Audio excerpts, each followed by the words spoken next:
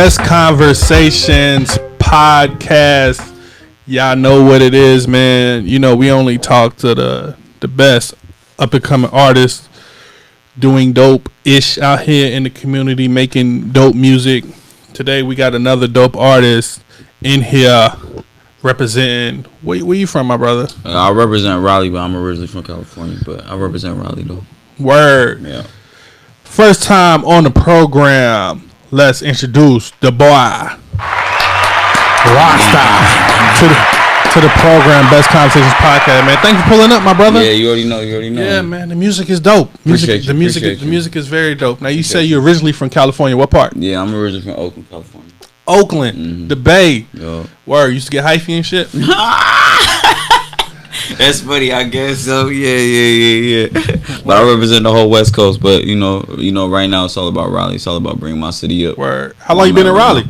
2008. Word. So it's been a minute. Okay. Yeah. Word. And what's your music influences? Shit, that's always a hard question.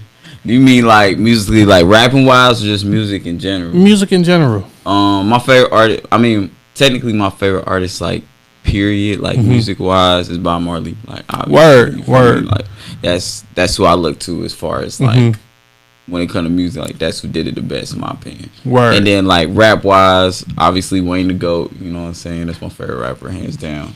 Word. Right now, listen. What's your go-to Wayne album? My go-to Wayne album? Yes. I have a go-to Wayne mixtape. I don't know if I have a go-to Wayne album, but it either be Carter 2 or 500 Degrees. Either one. 500 Degrees? Most people don't say 500 Degrees. 500 Degrees is that shit? Most people just go straight to the Carter series. Nah.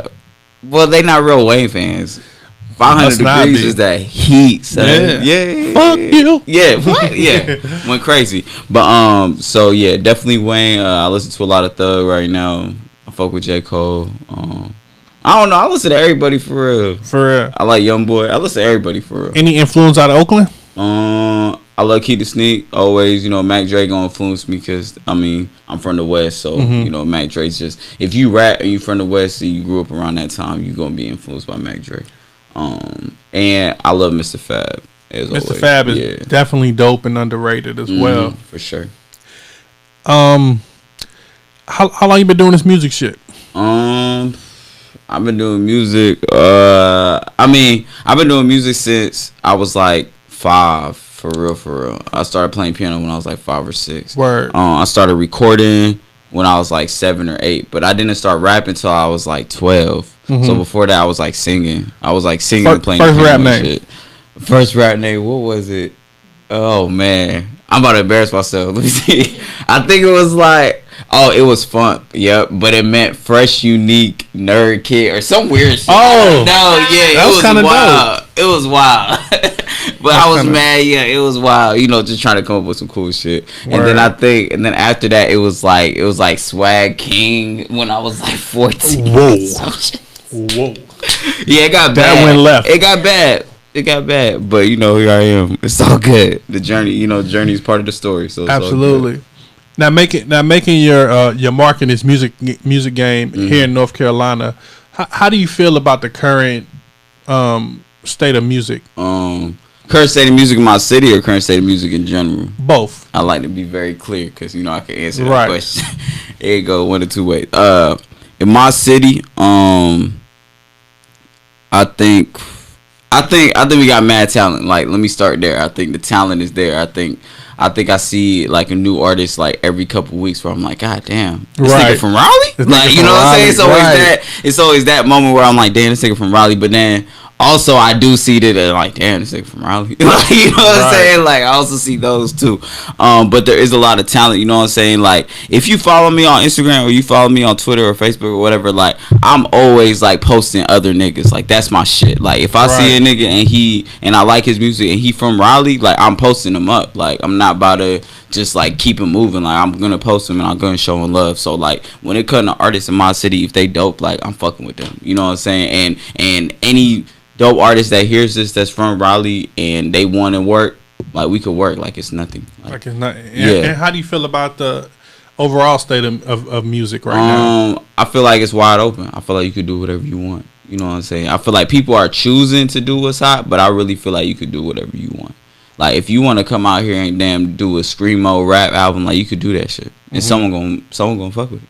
Like, you know what I'm saying? But I also feel like at the end of the day, the great music is always gonna be the front runner. Like we could talk about all these other rappers all we want, but at the end of the day, you know, when Kendrick, Drake, or J. Cole come along, it's like that's it. You know what I'm saying? Because right now they're the best rappers. You know what I'm saying? So I feel like the best music always gonna run shit, regardless of all the other shit going on. You know what I'm saying? So exactly. Yeah. So you come to drop off some heat. Yeah.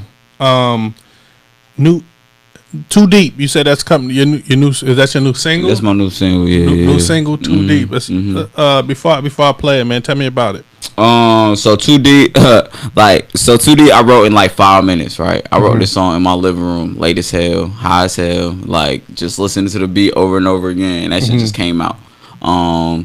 It's a super important song. I think it applies to not only like my mindset, but like a lot of people that I talk to mindset, my team's mindset, and just what's going on right now. So yeah. Word, let's get into it, man. RASTAA, Too Deep. Let's get it. Let's go.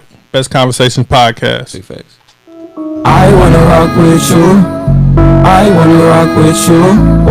We ain't gotta get too deep. We could just keep things cool. Sometimes I feel the pressure. Sometimes it's too much pressure. We ain't gotta get too deep. We could just keep things cool. She don't treat me like a guy. Yeah, heart still cold like ice. Yeah, I don't follow fools. No, I don't follow rules. No, I'm just doing me.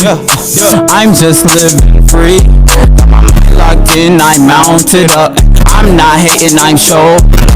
They don't understand me and I get that. They gon' give me things that I can't get back. I'm just minding my business, minding my family, minding my money. I'm down to slide on a dummy. I wanna rock with you. I wanna rock with you. We gotta get too deep. We can just keep things cool. Sometimes I feel pressure. Sometimes it's too much pressure. We gotta get too deep. We can just keep things cool. With my brodies on the way. I got things I wanna say. I got souls I wanna save. How they made the king be a slave? I don't think they care about my brothers. No, I don't think we care about each other. No, and I don't know how to fix it. I just know love's missing. And I don't know how to fix it. I just know love's missing. I wanna rock with you. I wanna rock with you. We ain't gotta get too deep. Keep things cool. Sometimes I feel down. Sometimes I feel we ain't gotta get too deep. We could just keep things cool. That's right. God. Oh. Best Conversations podcast, gang, man. Gang. You just heard that Too Deep by the boy RASTAA B, man. That's dope. That's dope, man. When can people officially get that? Shit, it should be out. I don't know when this dropping, but it should be out, man, within the next week or so. Word. For real, yeah. I can definitely hear that West Coast influence in your music, man. Like, but I would like to say though, all my records sound different though. Like I don't have one lane. Like my lane is what I rap about. Do you do reggae as well? Yeah, I got dancehall records too. Word. Dancehall. I got some reggae shit. Do you think the whole what's the big thing? Afrobeats. Yeah. Do you think that's a fad right now, or you think this shit is gonna last? I mean, Afrobeats been going on for a long time. I mean, you know, like musically over here in the States, musically America be late. Like, you know what I'm saying? Like Afrobeats was popping like 2-3 years ago. You know what I'm saying? But I do think it's a phase as far as like America being interested in it. But as far as like, is it gonna exist like outside, like in Africa and the Caribbean and all that? Yeah, it's shit gonna last. Word. Yeah, it's booming. Yeah. And the Afropop over there is so much better than the Afropop in America. For real? Oh my god, yeah. Like if you listen to like traditional African artists, bro, that music fire. For real. Fire. Shit. I'm gonna have to get up on it because right now it just seemed like a fad, man. Like, it is like it's gonna be here, then it'll be gone. Well, you know, once Drake touch it, it's over. Right, it's over. So, yeah, man. Now, speak on your journey in music, man. Has it always been the ups and the downs? Have you ever thought about quitting music? Like, talk about your journey. So my journey kind of weird because I kind of entered music on the back end. So when I was 13, I got offered a deal with Atlantic Records, right? Word. When I was like 13. Speak about that. When I was 14. Yeah. When I was 14, I had offered a deal with Atlantic Records and I didn't take it. It was just too quick. It was just too young. Like I was only 14. I was just too young. Walk me through that process of how Atlantic Records found you. Oh yeah. My dad and me had put together an album of mine called Mike Sense. This is when I was like 14, and we had pressed up a whole bunch of copies. We was like just pushing it out, just selling it like wherever we could. And you know, I got contacted by an A&R from Atlantic through email. Word. But at the time, and even when I started rapping, I always knew like I wanted to do it myself. Like I didn't want to sign to no record label. And this wasn't even like a regular idea. Like, you know, now everybody independent. When I was 14, this was 14 years ago. Right. Like, nah, people weren't hearing that. You know what I'm saying? So, but I just knew at the time like that's not what I wanted to do. So they offered me the deal. I didn't take it. I continued to work on my music. Word. Like, yeah. You didn't take the deal? Nah. Word. Nah. And I continued. Did you feel like it was structured right, or it was structured right? It was nothing against them. It didn't matter who offered me a deal. I just wasn't gonna take it. Like that's just not what I was on. And also I felt like I still had a lot more like perfecting my craft to do. I don't feel like I was at the level for it to be a job yet. You know what I'm saying? So you went all the way up. Did you? You said you got offered the deal. Somebody hit you up through the email. Did you go all the way to New York to Atlantic Records? And all that. Walk through all that shit. Man, it had to be a pretty cool experience. Nah, it was a cool experience. But you know, it ain't do it for me. Yeah, it ain't do it for me. So I finished high school. Then I opened a company as soon as I graduated high school. I opened a record label. It was just me and my friend Brandon Williams. And at this time, I wasn't even putting music out. I was just more so like, I want to learn how to do like the business side, because I was like, I could always do music. You know what I'm saying? It's natural to me. It's not something like I have to think about. It's not something I got to put like a whole bunch of effort in. Like literally, you put me in a room for 5 minutes with a beat, like I'm gonna come out with a smash. Like that's just second nature to me. But the business shit is something I had to learn. So I opened a label. We signed a couple acts.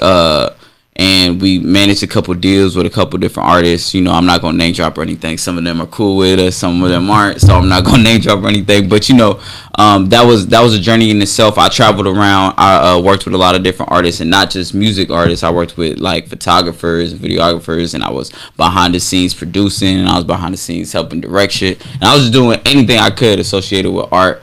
We ended up doing a lot of events here. We did NC Spirit for 3 years, which is like one of the biggest festivals here. Sold out 3 times at the Poorhouse. We did CDP here. We bought Saha to Princeton, North Carolina. I mean, we done mad things, right? And this was all, again, keep in mind, this is like a 4 or 5 year span. I'm not dropping anything. I'm just keeping my name relevant through my brand and like through what I'm doing, right? And I'm working with other artists, and like my whole thing was it's all gonna come 360. Like if I'm putting all this effort into like making sure my city has a platform and making sure these other artists have a platform, like it's gonna come 360, right? And even in this time, I was offered another deal when I was like 20. I was like 21. I was offered a deal, and it wasn't even a music deal. It was like to work with another record label that was opening up in New York that ended up being Fool's Gold. Like this was at the budding seeds of it. Word. Yeah, right. So again, I didn't take it. I was just like stuck on what I was doing. So then, when I finished, like when I felt like I had done enough events and I curated enough things and I helped enough people, I stepped back and then went back to working on my art, and I used everything I knew and everything I learned like to make better music. So now I'm just focused on putting my music out. So now you're back front and center as an artist, right? So as far as the record label is there anybody? I mean, still working under a record label? Or? The record label is technically mine now. Like it's just, and the only artist there is me. You know, I have a management team that helps me run it. And I got a couple other team members that help me run it. But then I also have my record label, which is Free Union, and then I have a production company, which is Public World, and that's the company that does all the events and stuff, and that's still mine too. So yeah, so we just working, yeah. Absolutely. How you like performing, man? How you like hitting that stage, man? Because you got a lot of energy in your music, man. Like a lot of energy, like. Yeah. Take me through how you prepare for a show. Word. That's an interesting question. I do love performing though, for real. Performing is definitely like one of the things that makes me love music. Like you talking about them times when you wanted to give up, you know what made me not is going on that stage. Word. For real. Like that's what makes you like, damn, nah, I can't let this shit go. Like it's too much fun. You feel me? But as far as preparing, what I do to prepare, I mean, I never really had to prepare music wise. Yeah, I do smoke a lot of weed to get ready to perform. That's a fact. I might take a couple of shots, you know what I'm saying? But it is a lot of rehearsal. Like we rehearse probably like one or two times a week. And right now I'm working on, you know, putting my live band together and having my singers and all that. Yeah. That's dope. So it's a lot of rehearsal right now to get the transitions tight and all that. But as far as preparations, yeah, I just smoke a little weed. Any memorable show that 20 grand preferably. Any show in the last couple of years that's like been memorable for you? It's been memorable. Oh yeah, actually, matter of fact, not even the last show, but like we just did a tour in Charlotte. We did an 8-stop tour in Charlotte in February. Congrats. Thank you. And one of the shows was at this place called the Evening Muse. But what happened was, it was like I happened to get booked for the show, but you know Carolina Waves that does their stuff in Raleigh. It was their event, but I didn't know. Like people had just told me to come perform. I didn't know it was their event. So when I got there, I seen like a hell of my niggas like from Raleigh. And it was like, oh shit, like what the fuck y'all do here? And then they told me, I'm like, oh shit. So then I got to see like all my niggas perform, and I performed. So it was lit. That was probably one of the most memorable performances that I've done in a while. It was fun as hell. Yeah. Word. Yeah, getting it. Yeah. And Raleigh, man, because it's so many artists in Raleigh like shaking and moving right now. Right. Like what do you think about all the artists in Raleigh? I feel like niggas just need to link up. I feel like niggas just be, I don't know, niggas be weird, son. Like I was just talking to my nigga Leon about it a couple days ago. Like he was in the studio, in the same studio that I be recording out at. He was at. You know what I'm saying? I was like, oh shit, you should have invited me. Like I would have pulled up. Like you know what I'm saying? See what y'all was working on. And he was like, damn, niggas be acting like they less connected than they actually are. Right. Like, bro, like, Raleigh's small. You feel me? Like, if you talk to 5 niggas, one of them 5 niggas is gonna know one of your niggas. Like, I don't understand why people acting like we live, like, 30 minutes away from each other. No, nigga, Raleigh is 20 minutes long. Like, what the fuck is y'all talking about? So, I just feel like niggas just need to, like... Just gotta you know what I'm saying? Like, we need to goddamn, what's it called when all the Power Rangers come together? We need to do that shit. Like, you know what I'm saying? Yeah, we need to do that shit. You know what I'm saying? I feel like niggas just be acting weird and want to be with their little clique and clicked up, which I get it. Like, I get it. Like, and if niggas is gonna be on that type of time, like, we could do that too. You know what I'm saying? I can stick to myself or whatever. But I feel like the same niggas that don't want to work with nobody and don't be reaching their hands out is the same niggas that complain about people not being supportive. So that's all I'm saying. If you gonna complain about being supportive, then you gotta be supportive. You know what I'm saying? So, where do you want to see yourself in the next couple of years? Dealing with music. I mean, to keep it a whole band with you, I want a cult following. Like, I just want like cult following. Like, I want 20,000 fans. You feel me? I could travel when I want. I can perform when I want. I drop an album. I know exactly who's gonna listen to it. I know exactly who not. I'm not worried about all the rah shit. Cause with me, like, at the end of the day, I'm a businessman. Like, if I got 20,000 fans and I got an income of 10 bands a month, that's all I need. I'm gonna invest that shit. I'm gonna make more money than every rapper there is. You know I don't even think you need, in this day and age, I don't even think you need 20,000. I just think you need between 800 to 1,000. And that's one city, nigga. Like, that's nothing. You feel me? Like, that's nothing. And, like, I'm not even gonna give you all the game, but the way I got my shit set up, like, yeah. If I got, I'm good. But at the same time, I do feel like my music is good enough to be like the biggest artist ever, like in the history of music, period. But I just don't care about that. But I do feel like I'm that good. Definitely feel like that good. Yeah. You got in closing, man. What projects you got coming up for the people to know? You got I got the single coming out, 2D. That's gonna be on a project. I don't know what the project called yet, but trust me, it's gonna be fire. I got a project coming after that called Slime for Life. I got a project after that called Pink Goat. So I'm lined up. You feel me? I'm dropping back to back. So it's coming. Yeah. The blue do-rag, man, what does it represent? Because everything, all the videos I watch and everything, the blue do-rag. Oh, nah, it's never the same color, you feel me? I got a green one in my pocket right now, matter of fact. The do-rag, not the same color, but the do-rag. It kind of makes you stand out. It does. Shit, when did I start wearing the do-rag? I really don't know when I started wearing this shit for real. One day I just put it on, and that's it. And I just started wearing, and then I started finding different colors. That's what really set it off. Once I started finding out they had mad colors, I was like, oh, it's a wrap. You feel me? Word. So now I got red, yellow, green, blue, purple, white, black. I got everything. It's literally the deciding factor in my outfit. Like, I picked the do-rag first. Word. No cap. Gotcha.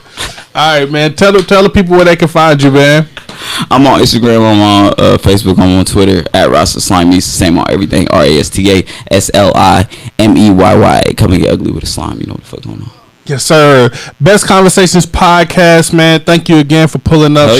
Shout out to your management team. The uni management, you already know. They definitely set this up, and thank y'all. Best Conversations podcast, real conversations with real people doing real things in the community. Check out for the young brother RASTAA, man. He's definitely out here moving and shaking. We thank y'all for listening. Peace and love. Catch y'all next time. Gang, King Slime, baby. Appreciate you.